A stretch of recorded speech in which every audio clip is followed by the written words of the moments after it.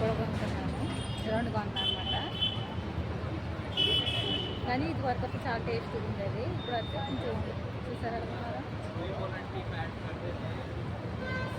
ఇలాంటి వచ్చినప్పుడు బయటకు కంపల్సరీగా తింటే ఎప్పుడైనా ఇలాంటి చోట్ల కూడా చూసుకుంటే తింటాను. నేను అయితే ఎక్కువ ఐస్ క్రీమ్లు అయితే ఎక్కువ తినం, తక్కువ మాట.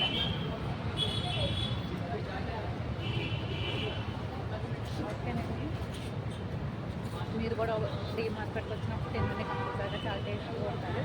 ఇవి నచ్చితే లైక్ చేయండి, షేర్ చేయండి, సబ్స్క్రైబ్ చేసుకోండి. Bye bye.